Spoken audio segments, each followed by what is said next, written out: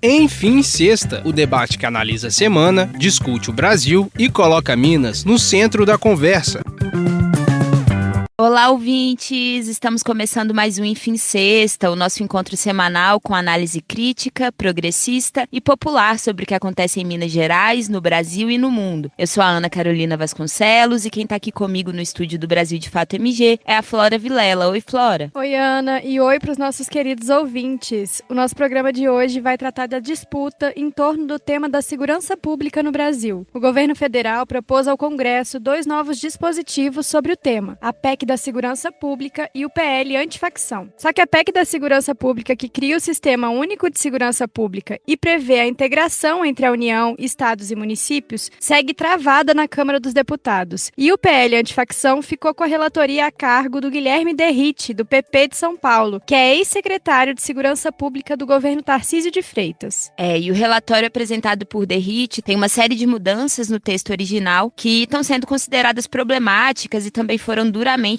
criticadas pelo governo. Entre essas mudanças estão a equiparação entre o crime organizado e grupos terroristas, o enfraquecimento da Polícia Federal a partir da obrigação de que, para que a corporação possa atuar nos estados, tenha que fazer um pedido aos governos estaduais e a redução dos recursos destinados à Polícia Federal. Na quinta-feira, o presidente Lula reuniu diversos ministros para discutir o tema da segurança pública e o andamento dos projetos. E, segundo a ministra Gleisi Hoffmann, o governo espera a aprovação dos projetos até o final do ano. O programa de hoje vai falar ainda da COP30, que está acontecendo em Belém, e o início da tramitação do projeto de lei sobre a privatização da Copasa. E é para falar sobre tudo isso que está por aqui o vereador de Belo Horizonte pelo PT, o Bruno Pedralva. Tudo bem, Bruno? Bom dia, Flora, Ana, Juarez e Ana Penido. Uma alegria estar com vocês. Quem também está aqui pela primeira vez no nosso Enfim Sexta, compondo a nossa bancada, é a Ana Penido, pós-doutora em Ciência Política pela Unicamp, pesquisadora do Grupo de Estudos em Defesa e Segurança Internacional e do Instituto Tricontinental de Pesquisa Social, professora da UFRJ. Oi, Ana. Bom dia, Ana. Bom dia, Flora. Bom dia, Pedra, que é meu vereador. Estou feliz de escutar esse sotaque. Bom dia, professor Juarez Guimarães. E para fechar nossa bancada de hoje, a gente tem também o professor da UFMG e membro da diretoria da APU-BH, o Juarez Guimarães. Oi, Juarez. Oi, bom dia a todas e ao Bruno, já que estamos com uma bancada muito feminina. Então fica por aqui que a gente vai debater tudo isso logo depois da vinheta.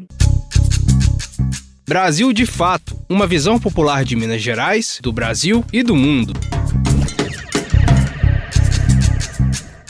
Bom, então bora começar falando sobre esse assunto que, enfim, tomou a internet, os jornais, tudo durante essa semana. A gente está acompanhando mais uma disputa entre o Congresso e o Executivo Nacional, agora sobre o tema da segurança pública. Isso porque segue travada na Câmara dos Deputados a PEC da Segurança, que propõe uma reestruturação profunda no modelo brasileiro de combate ao crime, com a inclusão na Constituição do Sistema Único de Segurança Pública, o SUSP. Ao mesmo tempo, está em debate o projeto de lei conhecido como PL Antifacção, também proposto pelo governo Lula. Ana Penido, você está acompanhando esse debate? Você pode explicar para a gente o que são essas propostas e por que elas são importantes? Bom, eu acho que, primeiro, gente, a política de segurança pública é uma política fundamental em termos das demais políticas públicas. Às vezes ela entra pouco no nosso radar, principalmente na esquerda. A gente acaba falando muito sobre saúde, sobre educação, mas segurança pública é uma reivindicação fundamental da população. Então, quando a gente se inspira no Sistema Único de Saúde, porque não é à toa que SUSP, a sigla vem exatamente da inspiração do Sistema Único de Saúde. E é até bom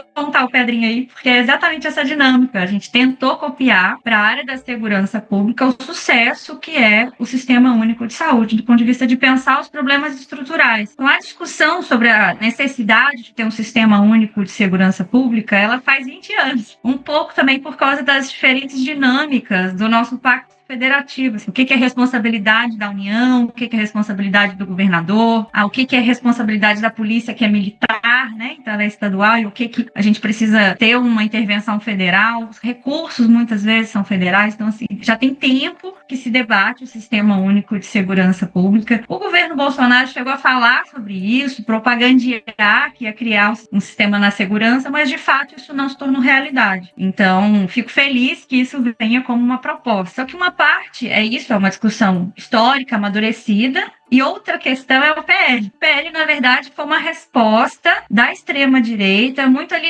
peraí, o que a gente faz diante do que aconteceu aqui no Rio de Janeiro? Aconteceu um massacre aqui numa comunidade no Rio de Janeiro, imagino que todo mundo tenha acompanhado nas televisões e nas redes sociais, né? 121 pessoas foram assassinadas, entre elas 4 policiais. E aí, a partir da reação ao que aconteceu aqui, passou-se a discutir também outras medidas legislativas. Eu acho que o que está em jogo nesse momento, não vou entrar tanto em detalhes, mas assim, o que está em jogo nesse momento? A grande questão é caracterizar os diferentes tipos de crime. A depender do tipo de crime, você precisa caracterizar uma maneira de enfrentar esse crime e quem que é o responsável do ponto de vista das diferentes forças de segurança para enfrentar esse crime. Se você identifica o crime da maneira errada, é como se você estivesse identificando também a maneira errada de enfrentar. Então, por exemplo, se a gente caracteriza o crime organizado, o que é o crime organizado? Qual que é a essência do crime organizado? É um processo de lavagem de dinheiro. Você comete um crime, ou seja, você está aferindo recursos a partir de uma atividade que é ilegal. Para isso se tornar legal, por que a pessoa rouba um celular? Ou por que a pessoa eventualmente faz alguma coisa que é ilegal, né? Que é um crime? O principal motivo para a pessoa fazer isso é para ela ficar com a renda daquilo ali. Não for para você ficar com dinheiro da venda daquele celular, você não vai roubar um celular. Se não for para você ficar com dinheiro derivado do tráfico internacional de drogas ou do tráfico internacional de armas, você não vai fazer aquilo ali. A grande questão que está hoje em pauta é como que a gente caracteriza o crime e como que a gente enfrenta esse crime. E aí tem 2 grandes projetos na mesa e o governo Lula entra nessa disputa entre qual seria o projeto de segurança pública. E eu acho que é muito bom que entre, porque isso é uma política pública fundamental. De um lado, a gente vai ver uma discussão que vai falar basicamente 2 coisas. A gente tem que militarizar, a melhor forma de enfrentar é bota a polícia na rua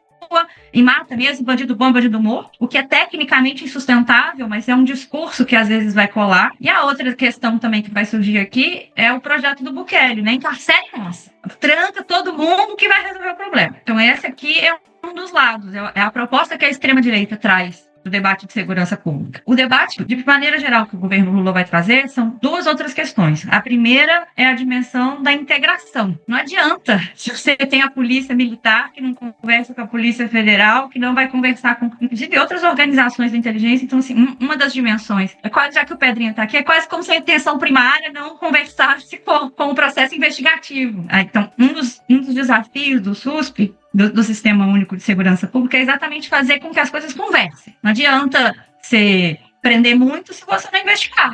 Se você não investigar, você não vai ter a punição qualificada dos crimes principais, que são os crimes contra a vida. Então, essa é uma das propostas do governo. E a outra dimensão principal é a dimensão da inteligência. É como que você lida com o crime. É matando todo mundo? A gente, às vezes, parece insensível falar, mas eu até brincava, eu falava assim, gente, você prende o DOCA, aí vem o JOCA, aí vem o BOBOCA.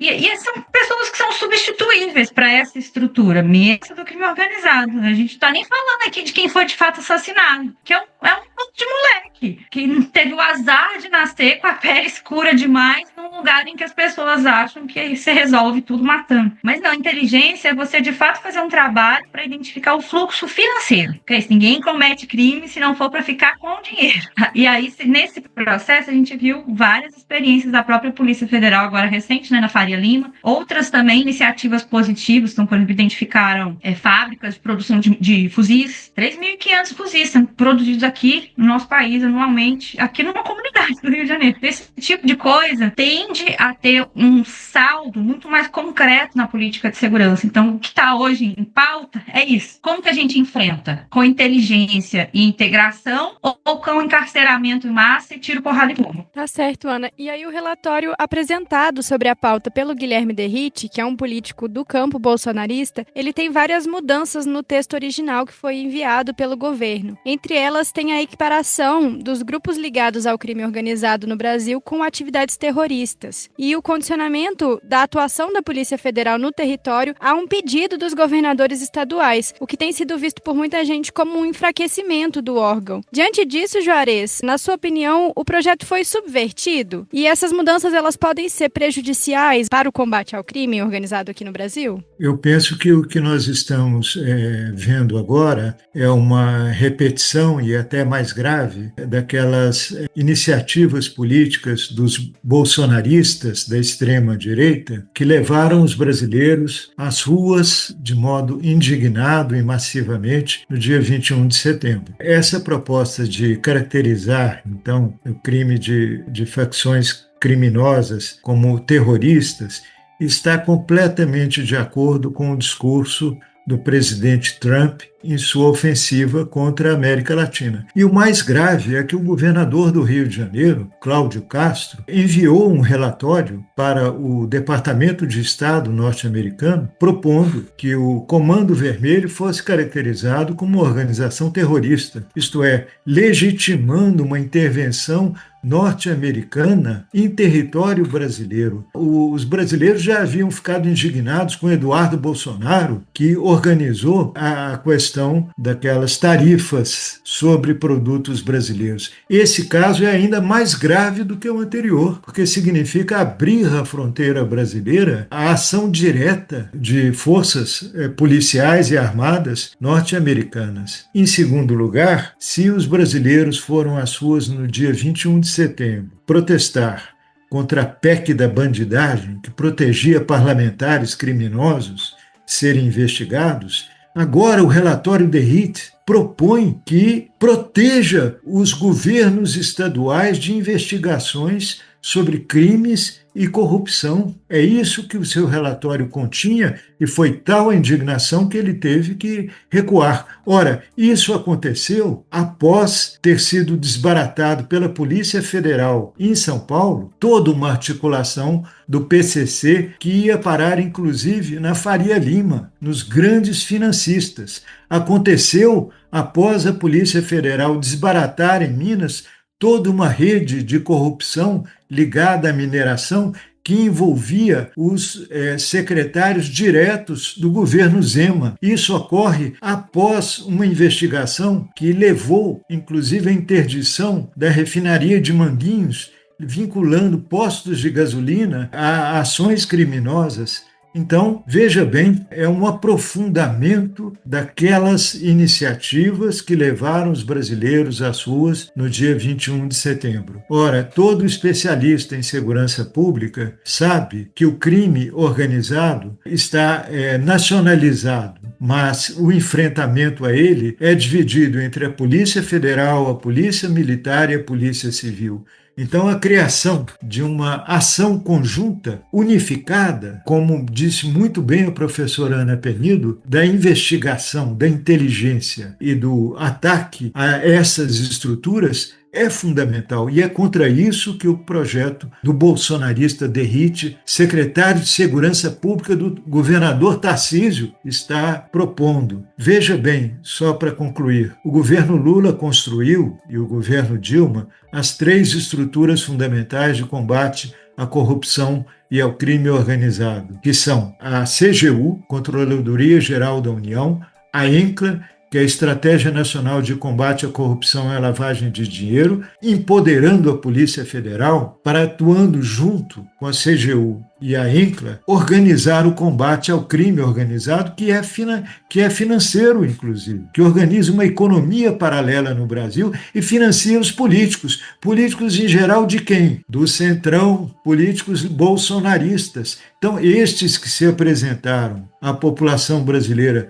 nós somos antipolítica, nós somos contra o sistema, na verdade, são os maiores corruptos e os maiores defraudadores da democracia brasileira. Muito bem colocado, professor Juarez. E esse processo, né, de enfraquecimento da Polícia Federal a partir dessa busca por condicionar a atuação da PF ao pedido dos estados realmente é algo muito grave, né, que pode impactar muito aí a capacidade do Brasil de investigar e punir crimes como crimes de corrupção. Vale lembrar que nós estamos num estado, né, aqui em Minas Gerais, que enfrenta nesse momento um processo de investigação, né, da Polícia Federal a partir da Operação Rejeito, que desmontou todo um processo de corrupção na Secretaria Estadual de Meio Ambiente, né, indicando que havia ali uma operação envolvendo inclusive servidores públicos indicados, né, de confiança do governo do estado, do governo Zema, operando um processo ilegal e corrupto de facilitação, né, dos licenciamentos ambientais, além de outras práticas, assim, né. Como Juarez também colocou, né, o DERIT,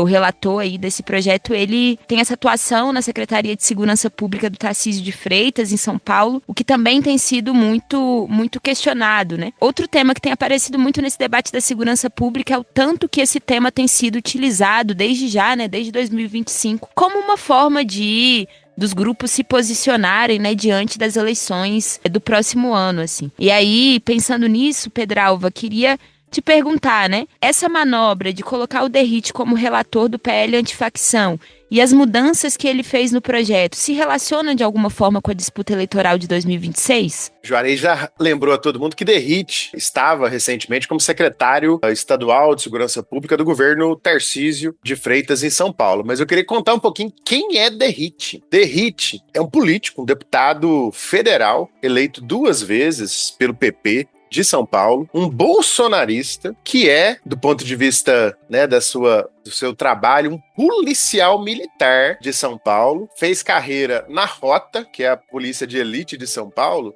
e pasmem, ele foi transferido da Rota para o Corpo de Bombeiros, porque ele era um policial que em todas as ações que comandava tinha uma elevada letalidade, muito maior do que a média, inclusive, das operações policiais do estado de São Paulo. E ele se destacou, digamos, politicamente, para ser eleito deputado federal, justamente com a postura de matador, de violento, de polícia, né, que mata sem critério. Inclusive, nas palavras dele próprio, ele considerava um absurdo, vergonhoso um policial não ter no seu currículo pelo menos 3 assassinatos. Portanto, nós estamos diante não de um técnico que entende do debate de segurança pública. DERIT é um político que assumiu essa função de relatar a PEC, né, da segurança pública para se projetar. Ele já era candidato ao Senado por São Paulo e agora, diante das repercussões com as ações da direita na segurança pública, ele está cogitando, inclusive, a possibilidade de ser o candidato a governador de São Paulo e o Tarcísio ser candidato a presidente do grupo político que ele compõe, que é o grupo político da extrema-direita. Portanto, gente, o que o DERIT está fazendo não é enfrentar o problema da segurança pública, o DERIT está fazendo política. E ele foi ser o relator justamente para contrapor os argumentos do governo federal, que são os corretos do ponto de vista técnico, para vencer o problema da segurança pública no Brasil. O DERIT tirar o poder da Polícia Federal, dizer que a Polícia Federal, para fazer uma ação em Minas Gerais, em São Paulo, vai ter que pedir autorização para o governador, é um escárnio. Como bem lembrou o nosso professor Juarez, dos temas que mobilizou a população brasileira nas manifestações de 2013 era a perda de autonomia da Polícia Federal. Você quer perda de autonomia maior do que isso? Sem falar que ele tira recursos. Ele mudou o sistema de financiamento no seu texto da Polícia Federal para tirar recursos da Polícia Federal. Então a solução que a professora Ana explicou de forma magistral é ter um sistema integrado de segurança pública no Brasil, né, com forças de inteligência, com uma atuação ainda mais intensa da Polícia Federal, e o DERIT foi justamente atrapalhar essa discussão para se projetar politicamente e não resolver o problema da segurança pública no Brasil. Bom, gente, então ainda falando de Brasil, mas mudando um pouquinho de assunto, né? Tá acontecendo lá em Belém a COP30, que é a Conferência das Nações Unidas para debater as mudanças climáticas. O evento começou no dia 10 e vai até o dia 21 de novembro. E apesar dos avanços, como por exemplo a instituição do Fundo Florestas Tropicais para Sempre, as contradições também estão sendo muito presentes no evento. Na quarta-feira, dia 12, indígenas e ribeirinhos, além de movimentos populares, participaram de uma barqueata em protesto, reunindo pautas da comunidade indígena, como a demarcação de terras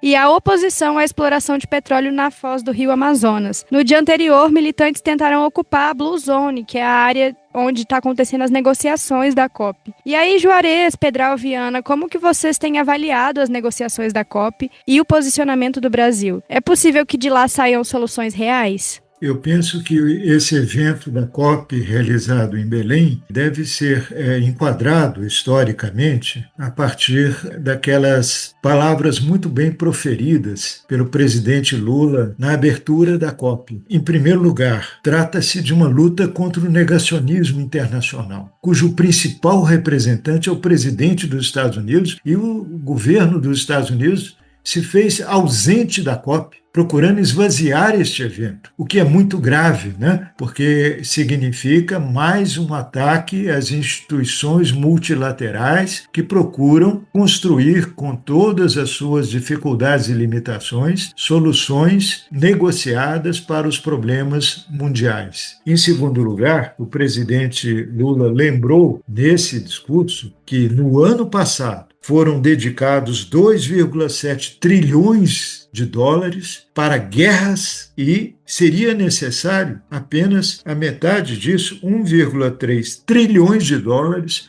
para atacar profunda e estruturalmente os problemas climáticos. Aí está colocado um dilema. O dilema da guerra, movido pelas potências, principalmente pelos Estados Unidos, pelo governo norte-americano, que apoiou o genocídio em Gaza, que organizou a guerra da Ucrânia, na verdade, e o interesse pela preservação da vida e da ecologia do planeta. Todos nós sabemos das dificuldades do sistema multilateral de negociações hoje no mundo. A COP não tem poder de impor as suas medidas, e as suas medidas são limitadas pelo poder das grandes corporações econômicas e, em segundo lugar, por governos negacionistas que se recusam a enfrentar de frente o problema climático. Então, eu penso que a realização da COP é um evento importante, é a manutenção de um espaço de diálogo, de se pensar soluções, de avanços tópicos, mas não resolve o problema fundamental do enfrentamento da crise climática, que tem raízes estruturais no capitalismo neoliberal. Por isso, é muito importante a pressão e a mobilização dos movimentos sociais que constroem um programa que nós chamamos de ecossocialista, isto é, que recusa o tratamento da questão ambiental a partir do capital, dos interesses de lucro, e propõe uma reorganização do próprio princípio de civilização, que preserve, então, a natureza e seja também humanamente distributivo e respeitador do trabalho, das comunidades, do pluralismo humano, das culturas, né, que são atingidos violentamente pelo capitalismo neoliberal. Então, estas seriam algumas apreciações iniciais sobre a realização da COP. Eu adendo ao professor, antes da gente escutar a nossa querida Ana Penido, que eu também entendo um esforço do presidente Lula, do governo federal brasileiro, de realizar a COP30, inclusive levar a COP30 para a Amazônia, né? Que é muito simbólico e importante neste momento de agudização da emergência climática. Eu escutava o ministro Padilha recentemente falar sobre a COP, e ele nos lembrava que a Amazônia não é só o pulmão do planeta Terra, ela também pode ser o paracetamol do planeta Terra, porque ajuda no resfriamento, né, da temperatura mundial, na medida em que, né, evita o aquecimento global, retém umidade, então tem um papel fundamental a floresta amazônica, né, no futuro da humanidade, e a gente precisa reconhecer isso, e o esforço do governo Lula, com todas as dificuldades que o Ares trouxe, né, política internacional, conciliar interesses, então acho que acertou muito o presidente Lula, um golaço, demonstrando seu compromisso com o enfrentamento, né, à crise climática e à preservação da humanidade. No entanto, para além da COP30, nós temos que lembrar da Cúpula dos Povos, que é justamente onde a gente está fazendo um enfrentamento real necessário à emergência climática. A COP30 é um enfrentamento possível e um enfrentamento real e necessário está em debate na Cúpula dos Povos, uma iniciativa que os movimentos sociais em todo o mundo, né, estão compondo, aqui no Brasil, com o protagonismo do Movimento Sem Terra, fazendo debate sobre os impactos do capitalismo e propondo alternativas que são de superação do capitalismo e também de sobrevivência, né, da humanidade, que passa, por exemplo, pela distribuição de riquezas, que passa por um novo modelo de produção agrícola no mundo, né, superando o agronegócio, retomando a produção da agricultura familiar, camponesa, agroecológica, enfim, uma série de medidas que realmente são as estruturais e a gente precisa colocar luz não só na COP30, mas também na Cúpula dos Povos. Eu acho que talvez só conectando os dois assuntos, assim, que a gente tratou no programa, né, tem duas questões que talvez valha a pena a gente pensar. A primeira é porque a COP e tanto o enfrentamento ao crime organizado, a gente às vezes usa uma palavra que é Estado paralelo ou perda de soberania. Então, assim, quando vem essa discussão sobre o terrorismo, é como se ela não tivesse conectada ao ambiente internacional. E não é à toa que toda essa ofensiva aqui no Rio de Janeiro, do governador Cláudio Castro, ela aconteceu na semana anterior à COP. O Brasil estava levando uma pauta propositiva para o mundo de defesa do meio ambiente, com todas as suas limitações, mas essa era a pauta, a principal pauta do governo. Defesa do meio ambiente tem resultados para mostrar, por exemplo, no sentido da diminuição do desmatamento e etc. Na véspera do principal evento de política internacional do governo, aí vem a extrema-direita e coloca como principal agenda política doméstica a dimensão da segurança pública. Então, assim, eu acho que é um bom exemplo de como que o internacional e o nacional são conectados, né? A gente, às vezes, acha que as duas coisas não conversam, mas elas conversam. E a segunda questão tem a ver com esse paralelo, porque os limites da COP têm relação com... não é um Estado paralelo que está lá. É o Estado, é o agronegócio que compõe o Estado, a balança de pagamentos, o governo. E a mesma dinâmica quando a gente vai pensar o crime organizado. O crime organizado só existe por dentro do Estado. Minas Gerais está vivenciando isso claramente. Foi ótimo o Juarez lembrar sobre isso. Tá vendo? Eu estou com a cabeça do Rio de Janeiro. Mas todo o desmonte que aconteceu aí na área da mineração, das investigações da Polícia Federal, não foi um paralelo, né? Foi por dentro do Estado que esse processo de lavagem, de autorização está acontecendo. Eu acho que isso ajuda a gente a... Não existe terrorismo no abstrato exatamente porque não existe esse Estado paralelo que funciona longe das instâncias formais. Isso aí está acontecendo dentro das secretarias.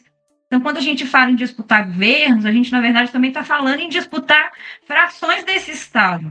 E aí, com esse processo, acho que a gente, para mim, essas duas dimensões conectam.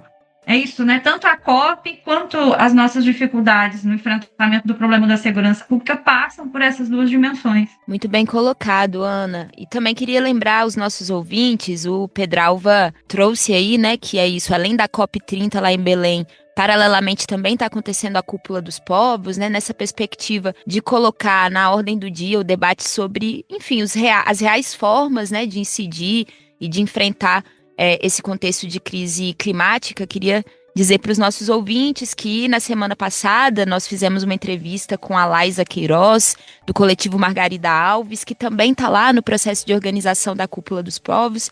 Então, quem quiser ouvir e saber um pouco melhor como está sendo esse encontro, é só procurar Visões Populares aí no Spotify e encontrar ali o episódio da quarta-feira do Visões Populares Entrevistas da semana passada, para poder entender também como está esse processo de debate na Cúpula dos Povos, que é um exercício bem importante, né, de colocar os povos tradicionais, as comunidades, a população como parte central da resolução desse problema global, né, que é o problema da crise climática. Bom, gente, e para fechar o nosso programa, nosso Enfim Sexta de hoje, a gente não podia deixar de tratar de um tema muito importante aqui para Minas Gerais. Uma semana depois de aprovado, né, o fim da exigência do referendo popular para autorizar a venda da Companhia de Saneamento de Minas Gerais, a Copasa, inclusive... Nossa colega aqui, né, Bela Gonçalves, não pôde vir hoje porque estava na COP, mas ela entrou com um pedido na justiça, né, mandado na justiça para poder reverter aquela votação. Mas a Assembleia Legislativa começou já o processo de discussão sobre o projeto de privatização da Copasa. Esse projeto começou a tramitar ontem.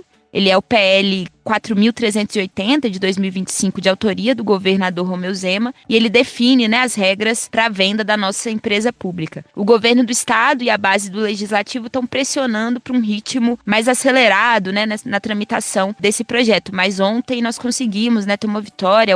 A oposição ao governo na Assembleia Legislativa conseguiu travar ali as reuniões a partir da tática da obstrução. Queria que vocês comentassem, né, a esperança da gente conseguir barrar a privatização da Copasa, esse bem público tão essencial, tão fundamental para Minas Gerais? A luta contra a privatização da Copasa continua. Primeiro porque o projeto de lei, né, que privatiza efetivamente a Copasa acabou de ser apresentado à Assembleia Legislativa. E, portanto, eu não tenho a menor dúvida que a nossa bancada progressista, democrática, de esquerda na Assembleia Legislativa vai se esforçar ao máximo para evitar a aprovação deste projeto de lei. No entanto, eu falo inclusive na condição de estar parlamentar, né, na Câmara Municipal de Belo Horizonte, eu não tenho a menor dúvida que só a atuação de um parlamentar ou de um coletivo de parlamentares não vence a batalha contra a privatização da Copasa. Por isso, os movimentos sociais, movimentos sindicais, têm e precisam fazer as suas atuações com toda a sua autonomia e força, enfrentando, denunciando os atores, né, que estão sendo estratégicos para a privatização da Copasa, não só o Zema, não só Marcelo Aro, que é secretário de governo, não só a direita bolsonarista, Bruno Engler, que fez esse papel vergonhoso, né, de sair correndo para votar depois que a privatização já estava, que a PEC já estava encerrada a sua votação, mas também Tadeu Martins, presidente da Assembleia Legislativa de Minas Gerais. Ele, se não fosse a decisão dele de privatizar a Copasa e pautar a PEC do cala-boca, não teria sido aprovada a retirada da exigência do plebiscito popular para discutir o futuro da Copasa. Mas eu adendo o seguinte: a responsabilidade por garantir o serviço de água e esgoto para o cidadão no Brasil é dos municípios. Os municípios, quando o desejam, fazem uma concessão para a Copasa em Minas Gerais. Isso tem que ficar muito claro, porque os municípios mineiros, eles não são obrigados a continuar numa empresa privatizada, numa futura Copasa privatizada. Nesse sentido, o governador Zema não quis escutar o povo, mas nós, aqui de Belo Horizonte, queremos escutar o povo. A Câmara Municipal, a bancada progressista da Câmara Municipal quer escutar o povo de Belo Horizonte. E nós vamos, então, já apresentamos e vamos lutar para aprovar aqui na Câmara um projeto de lei que garante um plebiscito popular em Belo Horizonte nas próximas eleições para que o povo possa decidir se quer ou não a privatização da água e do esgoto aqui na nossa cidade, porque, afinal de contas, Belo Horizonte tem várias possibilidades. Belo Horizonte pode não aderir a uma Copasa privatizada, Belo Horizonte pode, caso queira, né, caso seja a decisão do plebiscito, terceirizar isso para uma outra empresa privada. O Belo Horizonte poderia eventualmente até criar um sistema próprio, como Juiz de Fora, como Uberaba, que tem sistemas municipais e públicos de captação de água e de garantia, né, do saneamento básico do esgoto para a população. Finalizo dizendo o seguinte, Juarez, Ana e todos os nossos ouvintes: o contrato de Belo Horizonte com a Copasa, ele tem uma cláusula clara: Copasa privatizada, a concessão da exploração da água e esgoto de Belo Horizonte volta para a prefeitura. Com base nesse dispositivo, nós estamos em luta franca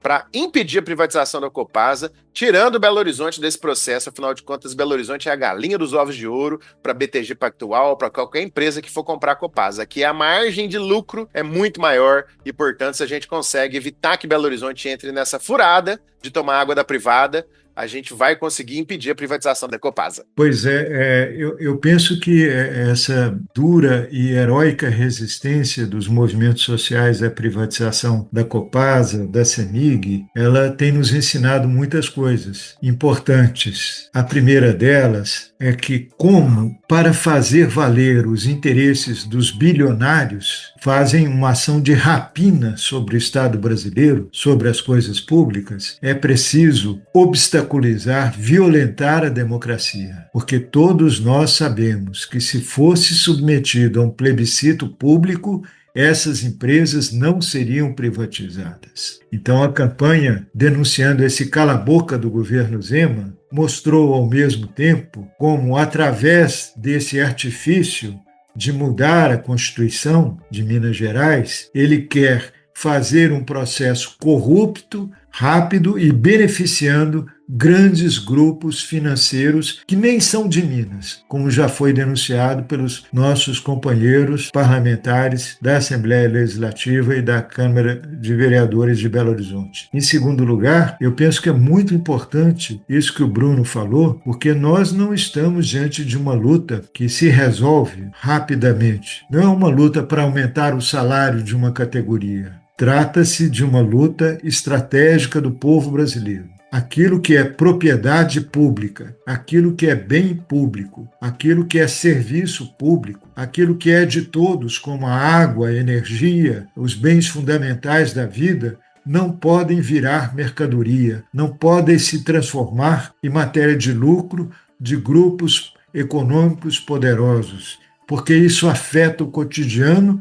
e a vida das pessoas. Então, esse é um assunto de interesse nacional, não apenas de Minas, e estratégico. E essa luta vai continuar. Ela vai ser levada para as eleições do ano que vem. Os parlamentares que votarem a favor da privatização vão ter que justificar esse voto perante os eleitores mineiros e vai continuar nacionalmente, porque nós vamos reestatizar, lutar pela reestatização dessas empresas públicas que são patrimônio do povo brasileiro, que estão sendo privatizadas de modo corrupto, autoritário e obscurantista pelos governadores de extrema-direita no Brasil. Gente, é isso. Nosso debate de hoje foi muito bom, mas o Enfim Sexta vai acabando aqui. Eu queria agradecer a participação de vocês para mais uma conversa. Bom, pessoal, foi um prazer falar com vocês. Tchau, Ana, Juarez, Flora, Bruno. Saudações alvinegras, Minas Gerais. Obrigado, Flora. Agradeço, viu? A